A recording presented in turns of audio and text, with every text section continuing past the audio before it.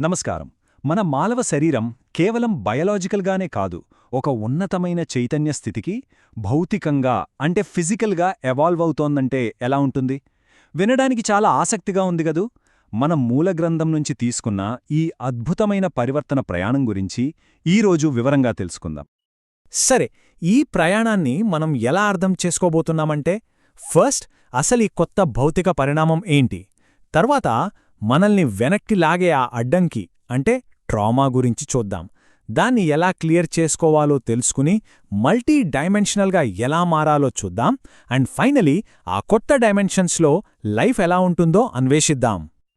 Okay, మన మొదటి step ఒక కొత్త భౌతిక పరిణామం. అసలు దీని అర్థమేంటి? ఇది జస్ట్ మన ఆలోచనలు మారడం లాంటిది కాదు. ఇది అంతకంటే చాలా లోతైనది. మన శరీరం, మన ఫిజికల్ బాడీ హయ్యర్ ఫ్రీక్వెన్సీస్తో కనెక్ట్ అవ్వడానికి అక్షరాలా భౌతికంగా మారుతోందనేది ఈ థీరీ యొక్క మెయిన్ పాయింట్.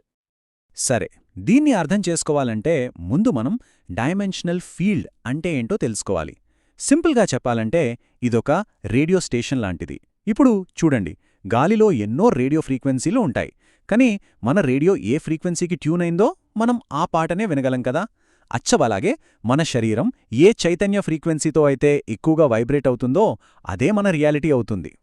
అయితే ఒక హయ్యర్ డైమెన్షన్లోకి మనం ఎలా వెళ్తాం లేదా ఎలా స్థిరపడతాం? ఇక్కడే ఒక ఇంట్రెస్టింగ్ రూల్ వస్తుంది. అదేంటంటే, మన బాడీ ఫ్రీక్వెన్సీలో కనీసం 80% 80% ఆ కొత్త డైమెన్షన్ ఫ్రీక్వెన్సీతో మ్యాచ్ అవ్వాలి. అప్పుడు మాత్రమే అది మన ప్రైమరీ రియాలిటీగా మారుతుంది. ఇదొక టిప్పింగ్ పాయింట్ లాంటిదన్నమాట. ఈ 80% రూల్ ప్రాక్టికల్గా ఎలా ఉంటుందో చూద్దాం.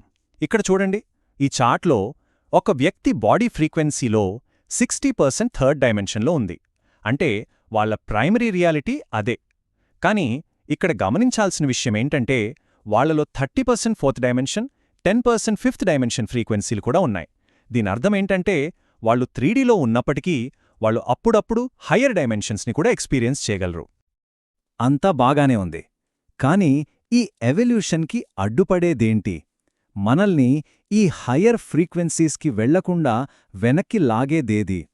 మన సోర్స్ ప్రకారం దానికి ఒకే ఒక్క సమాధానముంది. అదే ట్రామా. ట్రామా అనగానే మన సాధారణంగా దాన్ని ఒక మెంటల్ ఇష్యూగా చూస్తాం కదూ.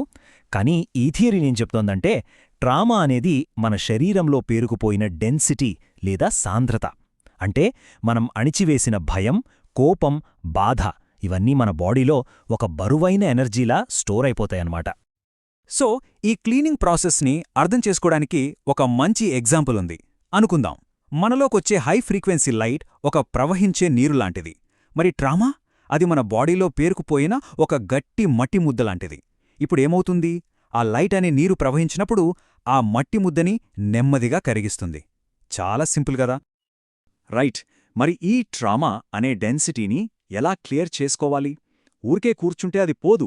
మన సోర్స్ ప్రకారం దీనికొక యాక్టివ్ ప్రాసెస్ కావాలి. మనం స్పృహతో చేయాల్సిన పని ఇది. ఈ క్లియరింగ్ ప్రాసెస్లో 3 సింపుల్ స్టెప్స్ ఉన్నాయి. ఫస్ట్, ఫీల్ అవ్వడం. అంటే మనలో కలిగే ఎమోషన్స్ని జడ్జ్ చేయకుండా వాటిని పూర్తిగా అనుభవించాలి. సెకండ్, గుర్తించడం.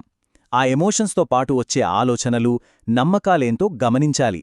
And third, and most important, అనుమతించడం. ఆ ఎనర్జీని అడ్డుకోకుండా అది మన బాడీలోంచి ఫ్రీగా బయటికి వెళ్ళిపోవడానికి దారివ్వాలి. అయితే ఈ ప్రాసెస్ అంతా ఈజీగా ఉండదు. ఎందుకంటే మనం ఏళ్ల తరబడి లోపల దాచిపెట్టిన దుఃఖం, కోపం, భయం లాంటివన్నీ ఒక్కసారిగా బయటకొస్తాయి. ఇది కొంచెం కష్టంగా అనిపించినా హీలింగ్ ప్రాసెస్లో ఇది చాలా ముఖ్యమైన భాగం.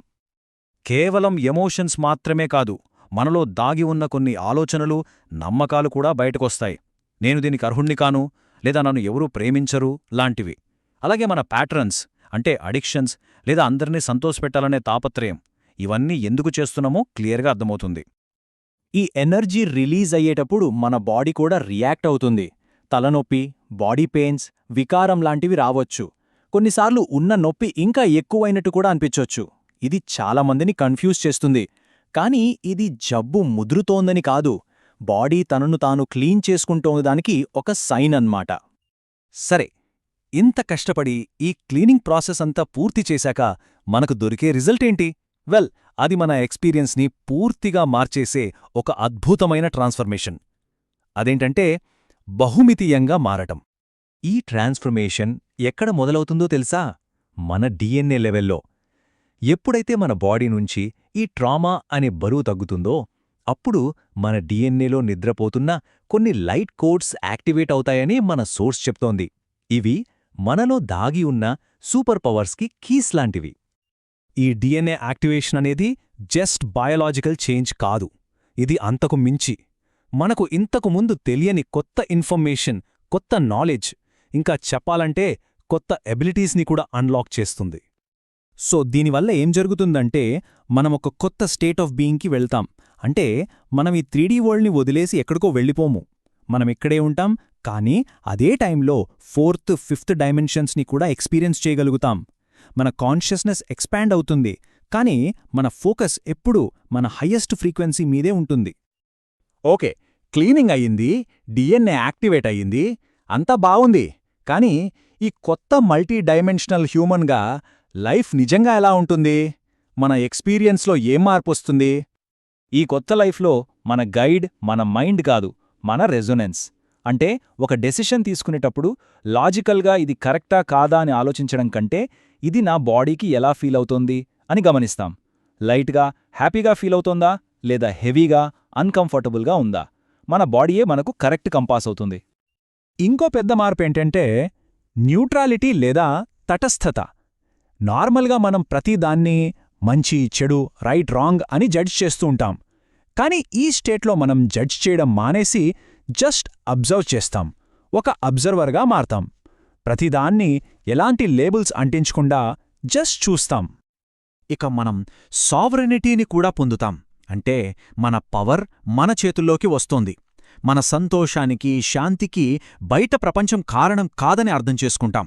బయట ఎవరు ఏమన్నా, ఏం చేసినా మనం పర్మిషన్ ఇస్తే తప్ప మనల్ని ఏదీ ఎఫెక్ట్ చేయలేదు. మనం విక్టిమ్ మెంటాలిటీ నుంచి బయటపడతాం. అండ్ ఫైనలీ మన 5 సెన్సెస్కి మించిన కొత్త సెన్సెస్ యాక్టివేట్ అవుతాయి. గైడ్స్తో కమ్యూనికేట్ చేయడం, ఎనర్జీస్ని కలర్స్గా, షేప్స్గా చూడటం, టెలిపథీ, జరగబోయేది ముందుగానే తెలుసుకోవడం, ఇలాంటివన్నమాట. మన హ్యూమన్ ఎక్స్పీరియన్స్ యొక్క బౌండరీస్ పూర్తిగా మారిపోతాయి. ఈ మొత్తం ప్రాసెస్కి ట్రామా క్లియరింగ్ నుంచి కొత్త సెన్సెస్ యాక్టివేట్ అవడం వరకు అన్నిటికీ బేస్ ఒకే ఒక్క స్కిల్. అదేంటంటే మనల్ని మనం అబ్జర్వ్ చేసుకోగలగడం. మన ఆలోచనల్లో, ఎమోషన్స్లో కొట్టుకోకుండా వాటిని ఒక సాక్షిలా గమనించడం. సో వెళ్లే ముందు ఒక ప్రశ్న. మన జీవిత కథలో మనం ఒక క్యారెక్టర్లా కాకుండా ఆ కథని చూస్తున్న ఒక అబ్జర్వర్గా మారితే మన ఎక్స్పీరియన్స్ ఎలా మారిపోతుందో ఒక్కసారి ఆలోచించండి.